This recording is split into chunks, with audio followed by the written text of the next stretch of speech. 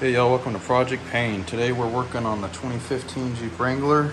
We've got the Adams drive shaft, as you can see here. Now we're replacing it because the front drive shaft in the Jeep has gone bad. The Rapezza joint, which has a little rubber boot on it, has actually shredded open and started slinging grease and making noise. So we're gonna get that fixed before we go back on the trail again. We went with the 1310 Adams Driveshaft Extreme Duty. Not sponsored by these guys, but I've heard some great reviews about them. They were even nice enough to send out a t-shirt, some stickers, and a little keychain. So I'm gonna take y'all under here in a second. I've already got the Jeep lifted up, just to give me a little bit more clearance. Now, these joints fail because of a lift, actually. Usually 2.5 inch lift isn't too bad. It's usually those that are higher. You've just got to replace the drive shafts. Now, I have the 2.5 inch lift, and my joint has failed. So we're gonna go ahead and get this taken care of today. Get right back with you guys once we're in the Jeep. So let me tell you what we first did. That is the skid plate for the transfer case, and we took it off with the 18mm bolts over there. I can't really see where I'm pointing because I'm filming on iPhone actually. And then there's another one there and another one on the brace for the transmission and transfer case. Now you'll notice that it looks a little wet. That is, it's not wet. It just was recently cleaned because I did a transmission fluid change just to keep that fresh. Now what we are going to be looking at today is this front drive shaft where it connects into the transfer case. The front drive shaft here runs into the transfer case all the way up around the exhaust and up there into the front differential, which turns the front wheels, as we all know. Now, the problem with this guy is it's failed, obviously. There's been grease that's slung onto the transfer case, the heat shield, and up there on the transmission where you can't see it. Now we're gonna get this guy out using some 8mm sockets all the way around, and once we're there, I'll get back with you. All right guys, we've got the front drive shaft out here. Let's just take a look at how bad this Rapezza joint was. You can just see how that's just no good. The boot is completely off. Let's go up underneath the Jeep and I'll kind of explain how that came out. So we got the 15mm bolts off of the differential right there, pulled that off, and then we also got the 8 mils off of off of the transfer case deal. This is going to come off too. It was a little bit of pain to get those 8mm bolts off, but if you can first loosen the 8s and then take off the 15s, and then you'll be able to freely rotate this guy to take those 8mm all the way out. That's just a cool tip there. Next step though is we got to put this in 4 high so that it engages the transfer case so this doesn't spin, because we actually have a large nut, and I believe it is 1.25 inches right there that we've got to get out. And I don't actually have the socket right now, I don't think. I'll have to dig through my stuff, and if not, we'll get back to this in the morning to install the new drive shaft. Alright, so I got the right socket here, and I was able to break it off of the threads, and I got it off. This is what your nut's gonna look like.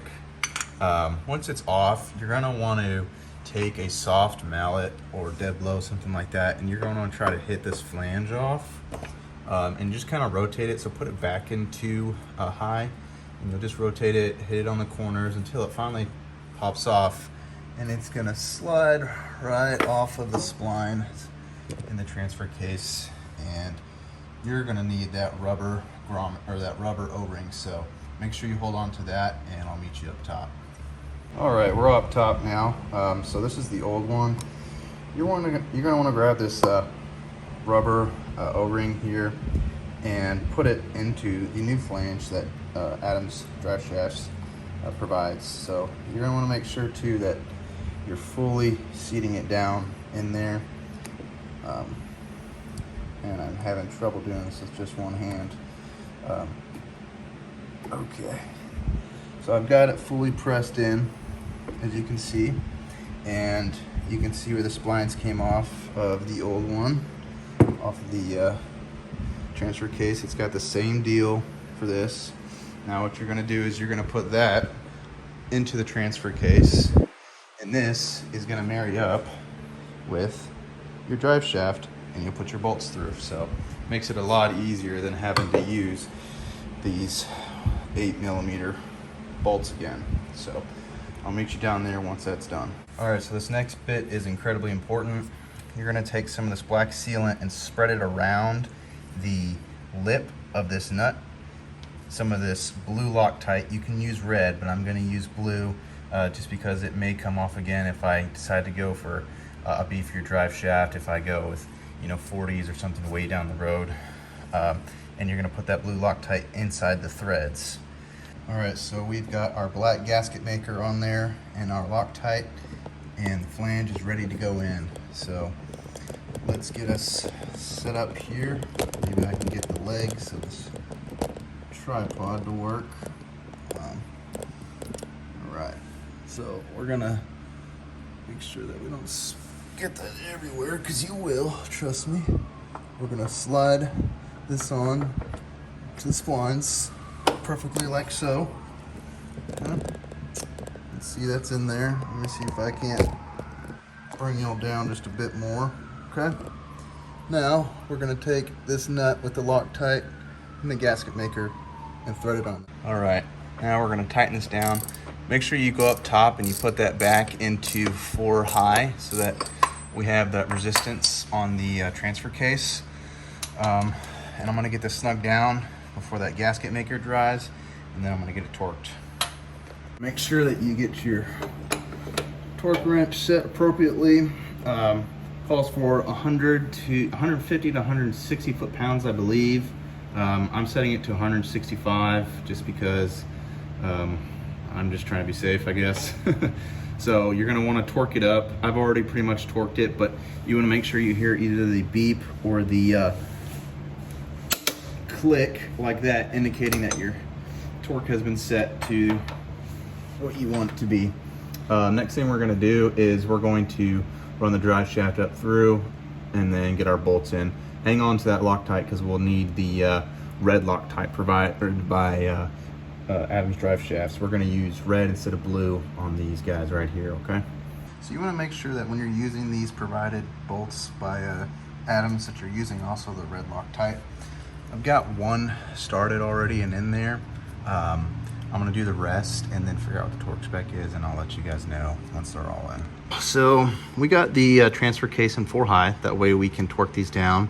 These are 12.8mm bolts that go into the drive shaft, the new drive shaft. As you can see, it's now attached. I put all 4 in, torqued them down. Adams Driveshaft recommends 18 foot-pounds of torque. Went ahead and did 20. You got to get creative with extensions or something to get your torque wrench to fit in there.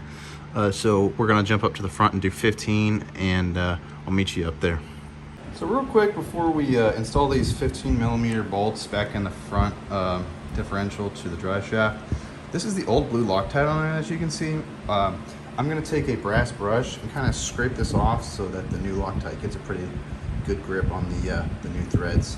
So just a tip there, you might want to give that a go. All right, so we've got the front drive shaft lined up. I've got a little Loctite on my bolts, and we're gonna go ahead and get this lined up. We'll put one in first, and then we'll get the others started. All right. And I'll be back with the rest of the bolts, and we're gonna torque these each to 160 foot-pounds.